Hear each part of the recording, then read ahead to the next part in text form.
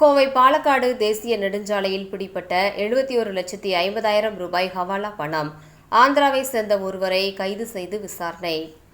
கோவை பாலக்காடு தேசிய நெடுஞ்சாலையில் நடைபெற்ற சோதனையில் 71,50,000 ரூபாய் ஹவாலா பணம் பிடிபட்டது. ஆந்திராவை சேர்ந்த சிவபிரகாஷ் என்பவர் பணத்தை கொச்சி கொண்டு செல்லும் வழியில் போலீசார் நடத்திய சோதனையில் பிடித்துள்ளனர். இந்த பணத்திற்கு முறையான ஆவணங்கள் இல்லாத காரணத்தினால் பிடிப்பட்ட பணத்தையும் சிவபிரகாஷையும் போலீசார் வருமான வரித்துறை அதிகாரியிடம் ஒப்படைத்துள்ளனர். கோவை பாலக்காடு தேசிய நெடுஞ்சாலையில் போதை தடுப்பு பிரிவு போலீசார் நேற்று சோதனையில் ஈடுபட்டிருந்தனர்.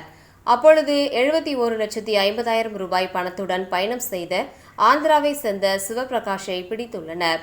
இவரிடம் நடத்திய விசாரணையில் இந்த பணத்திற்கான முறையான ஆவணங்கள் இல்லாத காரணத்தினால் போலீசார் வருமான வரித்துறை அலுவலரிடம் ஒப்படைத்துள்ளனர். பிடிபட்ட பணம் எங்கிருந்து யாருக்காக எடுத்து செல்லப்படுகிறது என்பது குறித்து விசாரணை நடத்தப்பட்டு வருகின்றது. രാവിലെ ഓപ്പറേഷൻ ക്ലീൻ സ്ലേറ്റ് എന്ന് പറയുന്ന നമ്മുടെ ഒരു ഓപ്പറേഷൻ ഉണ്ട്. അതിൻ്റെ ഭാഗമായിട്ട് നമ്മൾ പല സ്ഥലത്തും അവിചാരിതമായിട്ട് നമ്മളിങ്ങനെ ഓരോ പരിശോധനകൾ വാഹനത്തിൻ്റെ ആയാലും ഏതെങ്കിലും സ്ഥാപനങ്ങളായാലും ഇപ്പോൾ പരിശോധനകൾ നടത്തി വരികയാണ്. അതിൻ്റെ ഭാഗമായിട്ട് ഇന്ന് രാവിലെ പാമ്പവളം ടോൾ പ്ലാസയിൽ രാവിലെ വന്ന് വാഹനങ്ങൾ പരിശോധിക്കുന്നതിനിടയിലാണ് കോയമ്പത്തൂരിൽ നിന്നും എറണാകുളത്തേക്ക് പോകുന്ന കന്നഡ ബസ്സിൽ നിന്നും 21.5 ലക്ഷമായിട്ട് ഒരാളെ നമ്മൾ പിടികൂടിയത്.